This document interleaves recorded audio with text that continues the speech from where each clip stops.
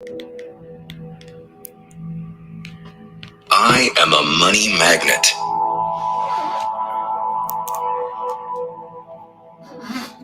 I can feel my abundance growing daily.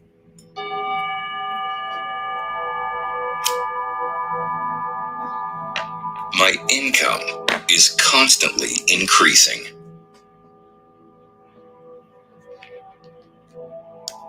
Money comes to me easily and effortlessly.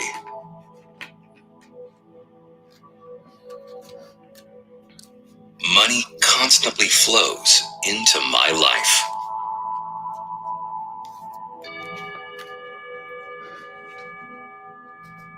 I naturally attract money.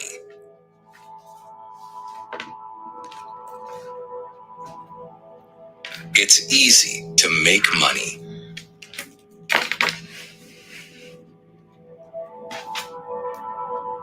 I welcome money into my life.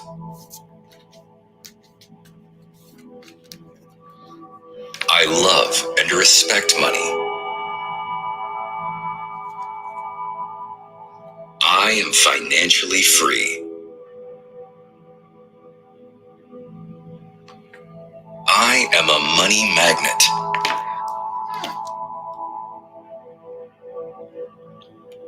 I can feel my abundance growing daily.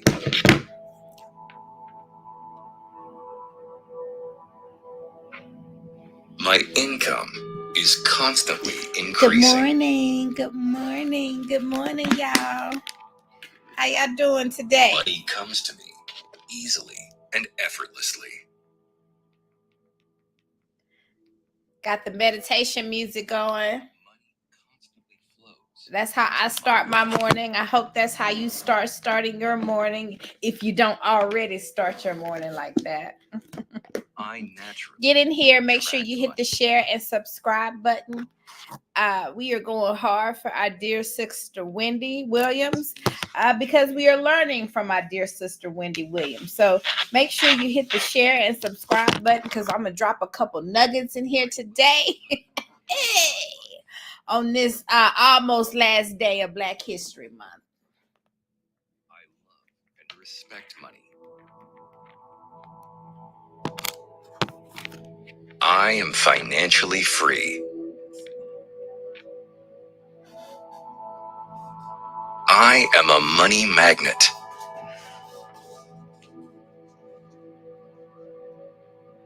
I can feel my abundance growing daily.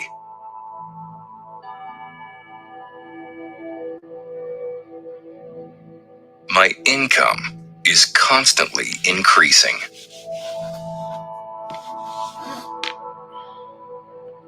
Money comes to me easily and effortlessly. Get it together. There we go. Good morning, y'all. Money constantly Good flows. morning. I want y'all to drop your B1 if you're here with me tonight. Good morning. Good morning, y'all. We got Dennis Spraggins in the house. We're going to start this off right. We got Dennis Spraggins in the house tonight. Drop your B1. Let me know that you're here with me because I, Marye Dean Esquire at thewallstreetlawyer.com, I am here with you. I am here with you, and I don't take it lightly that you are here with me because there's so many other places that you beautiful Black people can be. So drop your B1. Let me know that you're here tonight. Shout out to Dr. Boyce Watkins' platform. We are going live on Fly Nubian Queen, where Black women have a voice, and I am one of those proud Black women who have a voice on Fly Nubian Queen. So shout out to Dr. Boyce Watkins for allowing me to exercise my voice on his platform. We're coming to you live on blackwallstreet.com because Black wealth is critical to Black power. Yes, Black is beautiful. And even though Black History Month is almost over, we are celebrating year round, right? Because we are Black, not just for 28 or this year, 29 days out of the year.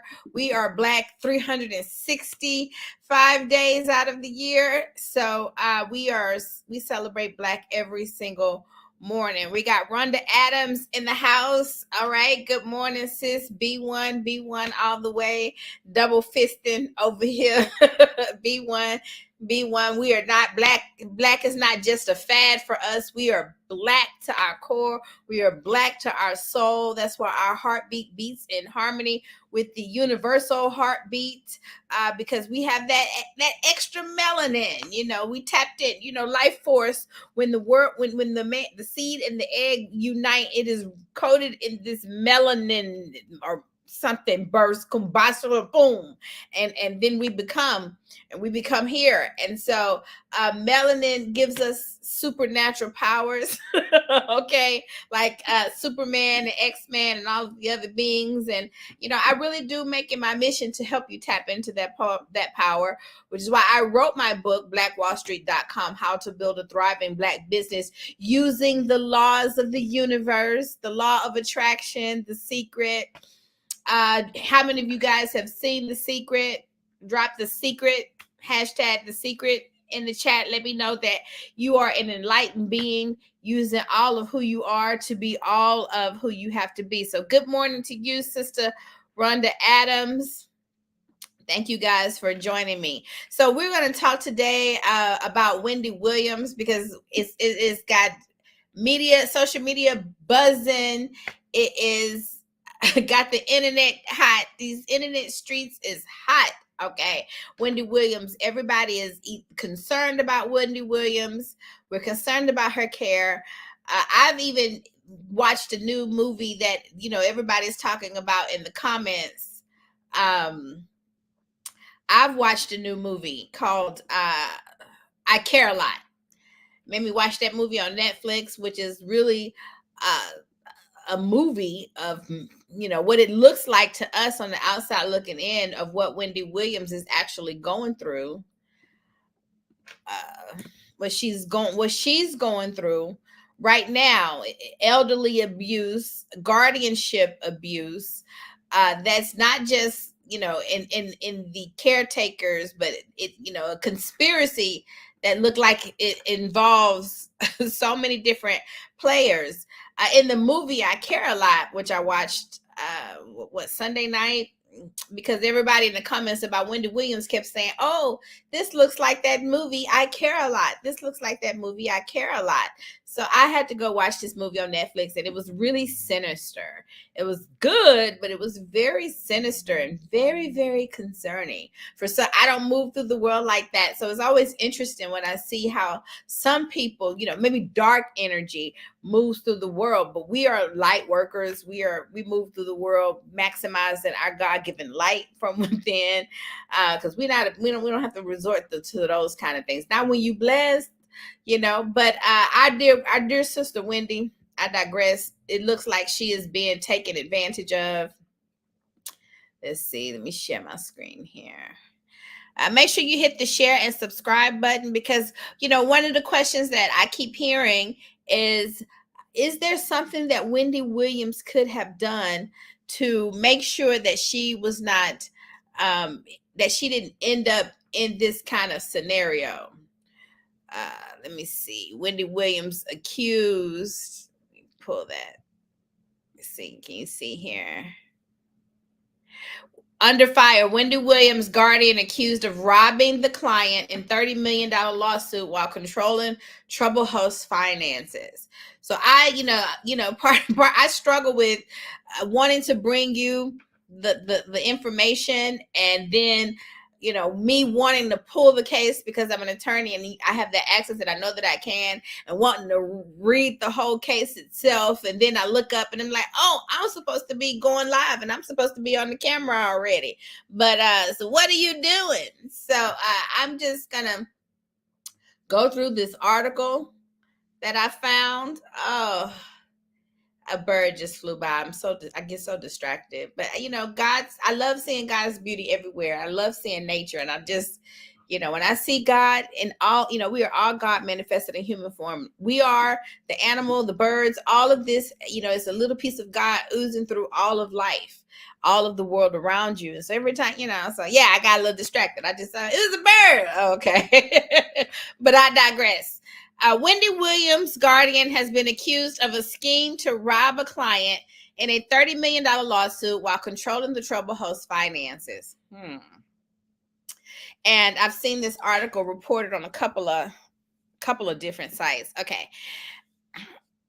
And the internet, we like to tell y'all what to do because the internet be interneting. Y'all are the greatest. Here I am live on the internet, so I can't say we are the greatest team of journalists and private eye detectives out there. And so we're all working together because, she has so many different fans, which you understand why in certain toxic relationships, people want to get you isolated and away from people that love you. But Wendy is not just loved by her son and her family and her friends. Wendy has created a brand and a business that has touched people all across the country, maybe even the world, right?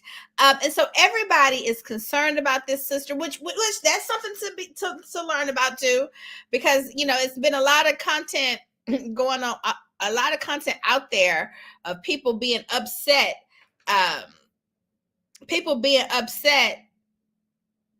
Somebody asked the question. Let's see.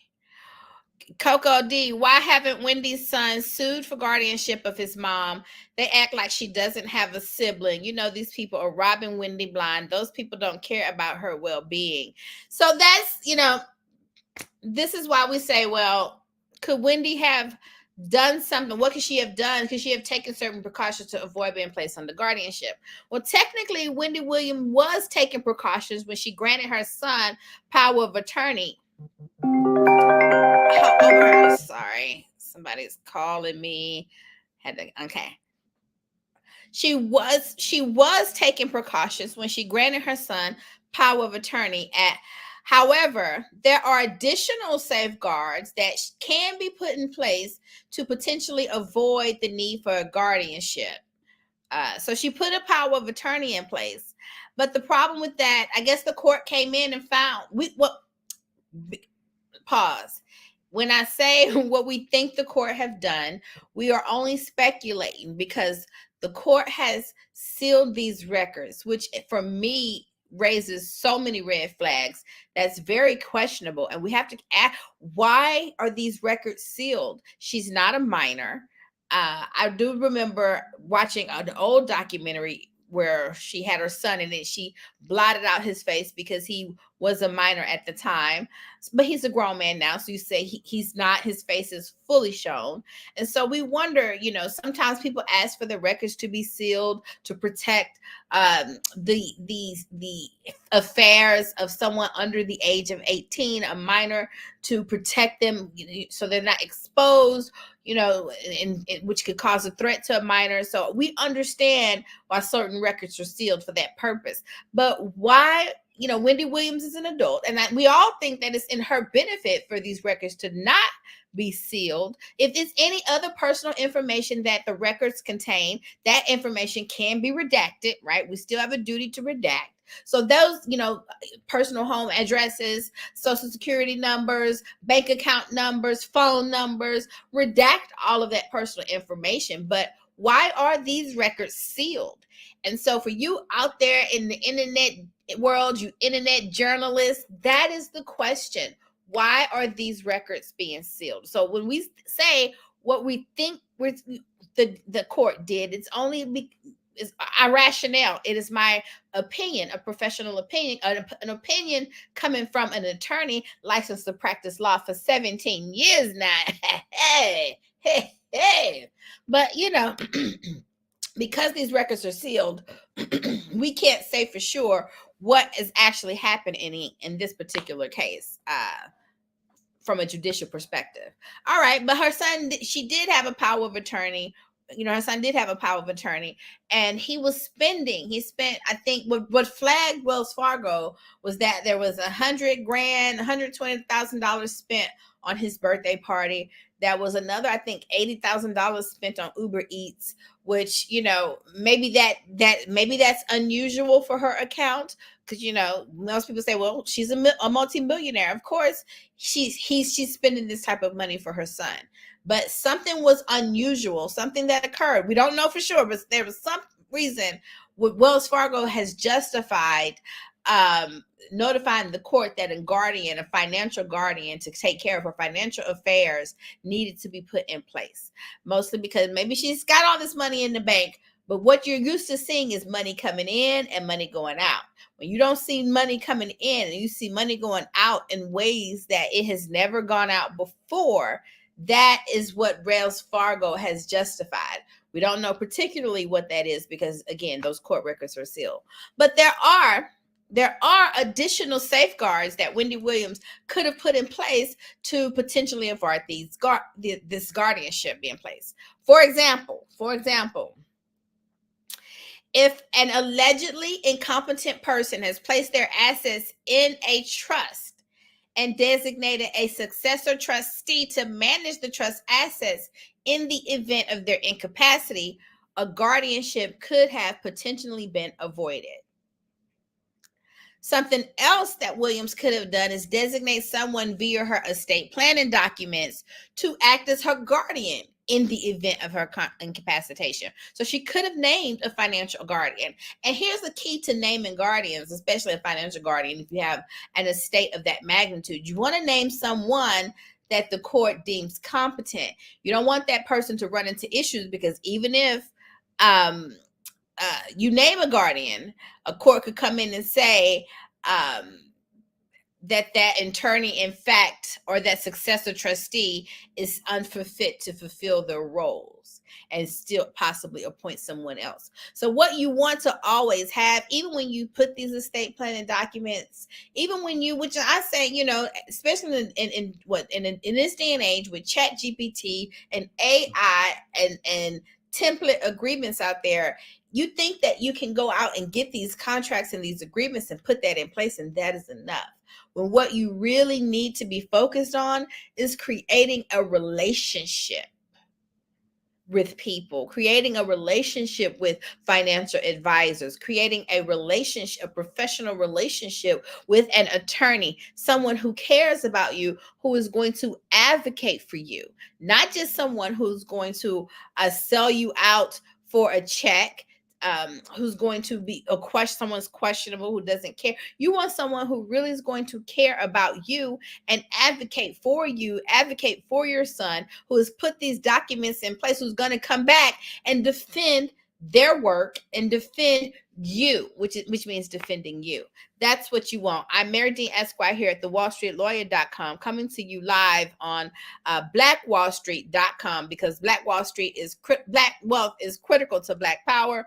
Coming to you live on Fly Nubian Queen, where Black women have a voice. Black women like me have a voice. Coming to you live, Marye Dean Esquire at thewallstreetlawyer.com, coming to you live on blackwallstreet.com. Golly, take a breath. So who's with me? We got Rhonda Adams with the statement: many children fall through the gaps due to sealed records here in the States, fostering a disconnect for children in probate and foster care, increasing many to not know their truth and legacy wealth. That's an interesting perspective. And so, there's, and I guess, there's always room for foul play in all things. And so you want to be diligent. We normally seal the children's records to preserve and protect that child's innocence, but it is maybe the consensus is shifting to where we are now feeling like, maybe redacting children's records and personal information, but exposing these court cases, make sure that the public is in that child's business and can be in that child's business, because there is a safety in numbers. There's safety in community. We got a Facebook user that says, I love this. Well, it loves you back, darling. It definitely loves you back.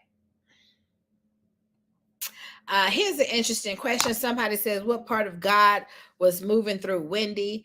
We can always be quick to judge. Someone and think that there's not, but I can tell you the God that moved through Wendy, the God that created, that supported her God is life force.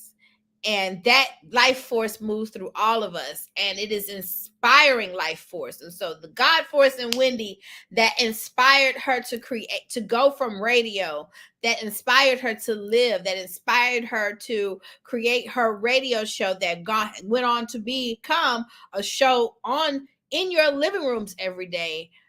That bore her name, the Wendy Williams Show, the life force that created that, that was able to live through her and come through her in the form of her offspring that she was blessed to have.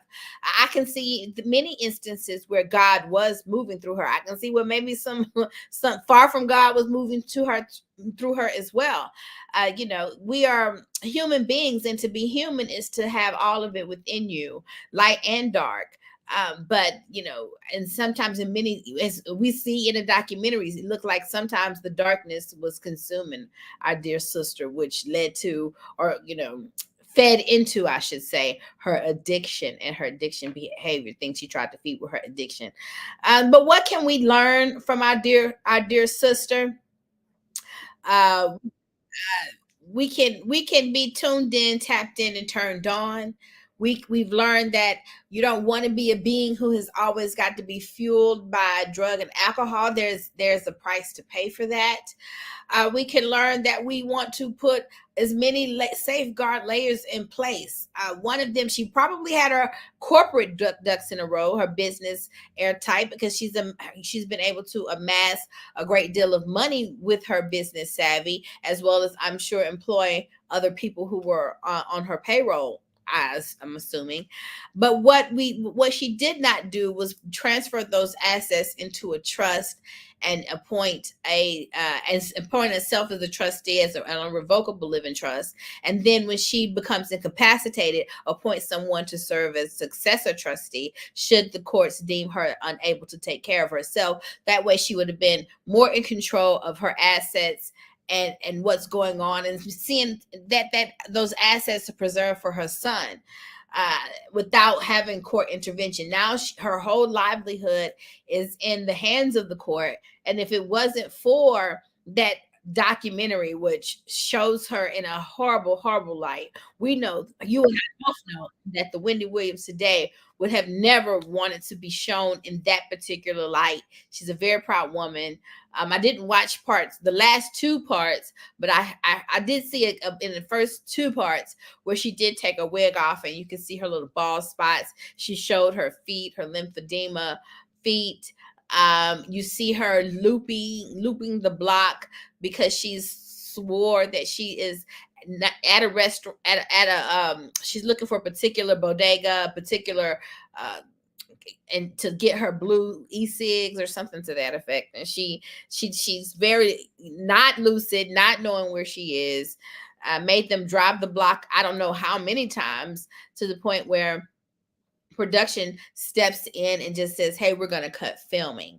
So I can't, what you want to do, what we learned from my dear sister Wendy, is that you want to take care of these fairs while you still can.